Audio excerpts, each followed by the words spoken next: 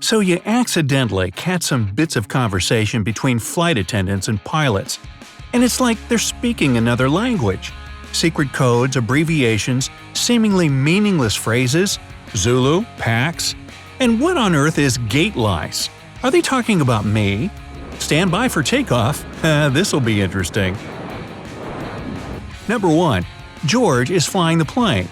But it's not the pilot's name. Well, it could be. But here, this is what the plane's autopilot system is called. So he's not named Otto? George is programmed to follow a certain route, taking into consideration the wind conditions, turbulence, and altitude. Pilots normally use the autopilot after reaching the cruising altitude or after flying for more than 10 hours. That's when they're required to have a rest. Number 2. Cleared for takeoff. After the crew is done with the all-system pre-flight inspection, they're ready to head off. That's when you can hear the pilot saying, "Cleared for takeoff." Some decades, though, the pre-takeoff phrase was a bit wordier. Let's kick the tires and light the fires. Number 3. Spinners. That's what crew members call passengers who turn up late and without an assigned seat.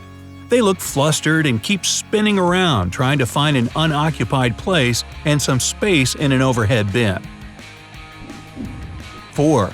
Cross-check. This expression is often announced over the intercom.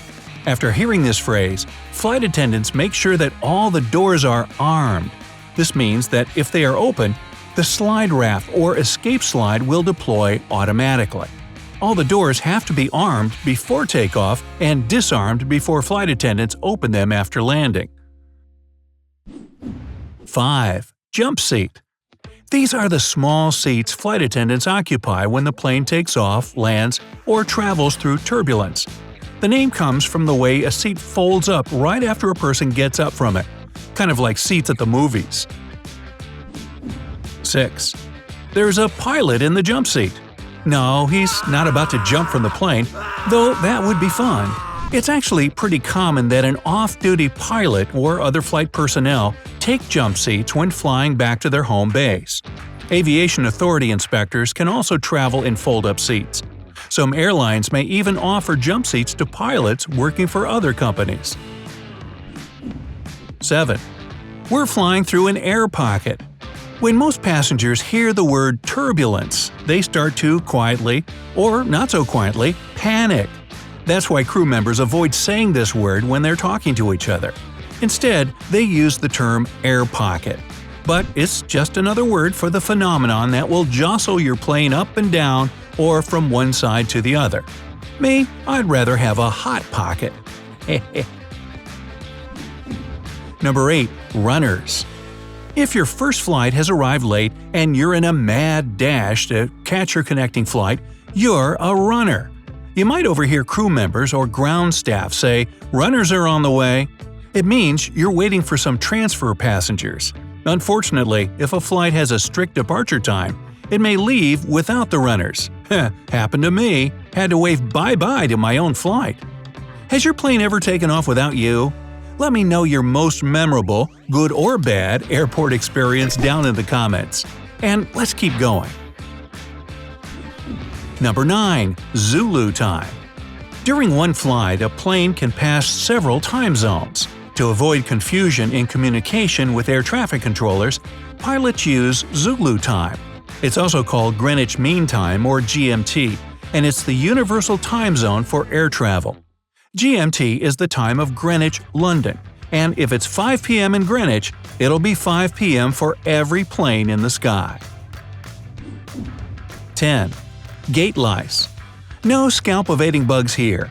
Gate lice is what ground staff and flight crew call passengers who start to crowd in front of their gate long before the boarding is announced. All their focus is on boarding the plane as fast as possible and securing a place for their carry-on luggage in an overhead bin over their seat.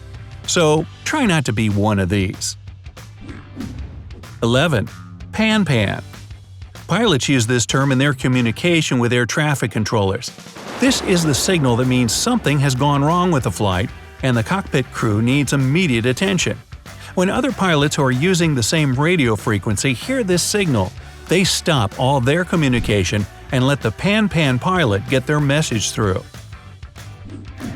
12. Tree, fower, fife, niner. Now, a short lesson on pilot English. Tree stands for 3, fower is 4, fife is 5, and niner means 9. No, your captain doesn't have marshmallows in his mouth. Such pronunciation helps to avoid radio miscommunications and the confusion caused by similar-sounding numbers and words. 13. Redeye. True to its name, a red-eye is an overnight flight. And while some flight attendants have difficulty keeping their eyes open, others love night shifts because almost the whole plane is sleeping. 14. Pink eye. Not an eye infection in the aviation world, but a flight that takes place a bit earlier than the red eye. It still arrives pretty late in the evening, but usually no later than midnight. 15. Packs. When you hear a flight attendant saying, "We have 130 packs on board," they mean passengers. And if they want to refer to a certain passenger, flight attendants are likely to use their seat number, for example, 22 Charlie or 18 Alpha. 16. Ferry flight. This term is used when an empty plane with no passengers or cargo on board gets flown from one place to another. For cabin crew, it's a time when they can relax. Ferry flights may happen when there's a technical problem with an airliner, and pilots need to bring it back to its home base. 17. Do the flight deck need anything? If you hear a flight attendant asking a colleague this question, they want to know if the cockpit crew, which is the captain and first officer, have any requests. Hey, maybe some popcorn? 18. Roger and Wilco. In aviation slang, Roger stands for message received, but it doesn't mean that the speaker will comply with this message. Wilco, on the other hand, is a short form of will comply. In other words, the speaker has received, understood, and will follow the instructions. 19. Chimes. No, they're not the little green onions you put on baked potatoes. Chimes are the very dings you hear throughout the flight. They can mean loads of different things, from an emergency to the pilot's call or, more commonly, a passenger pressing the service button. Flight attendants can distinguish the chimes because all the dings have different tones. 20. Flight level. That's just a cool way to say how many thousand feet there are under your plane. Just add 2 zeros and you'll figure out the exact number. For example, by saying that your cruising altitude is flight level 350, your pilot means that the aircraft is 35,000 feet above sea level. 21. We're just finishing some paperwork. If you hear the captain saying this phrase, it doesn't automatically mean you're in for a delay. Finishing paperwork usually means revising the flight itinerary, checking the plane's weight and balance, or even waiting for the ground staff to prepare the flight's logbook. But I've also heard it used once to disguise the fact that maintenance crew is trying to fix something on the plane. 22. Final approach. The final approach means slightly different things for pilots and flight attendants. Cabin crew speaks of the final approach when the plane is nearing the final part of the descent. For pilots, the final approach means the plane is already aligned with the runway and they don't need to maneuver or make additional turns. I think a long time ago, they used to say something like, "We are now making our terminal descent to the airport." But lately, the word terminal just has this unfortunate, end-of-life connotation. So I like final approach a lot better. 23. Direct versus non-stop flight. Plenty of travelers mix these terms up. A direct flight can have stops along the way. The main thing is that its number doesn't get changed. Other than that, a plane can have as many intermediate stops as needed. A non-stop flight, on the other hand, doesn't land until it arrives at its final destination. 24. It's the final and immediate boarding call. If this phrase includes your name, you're in trouble. The airline staff announces this to inform you that the plane is about to leave. It sounds urgent and serious, and it is, so get your butt on board. 25. SOP. The abbreviation SOP stands for Standard Operating Procedures. That's all the tasks the cabin crew performs on board. And there are many: keeping passengers' bags away from exits, opening window shades before takeoff and landing, putting coasters under glasses in business class. That's not even the tip of the iceberg. 26. Bulkhead. No, it's not the jerky passenger 3 rows up. That would be a jughead.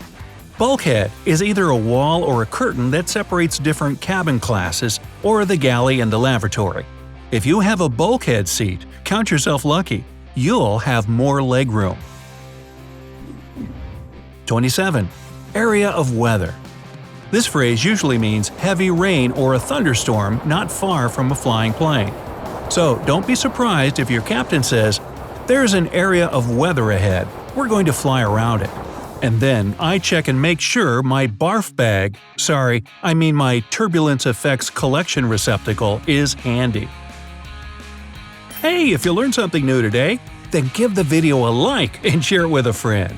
And here are some other videos I think you'll enjoy. Just click to the left or right. And remember, stay on the bright side of life.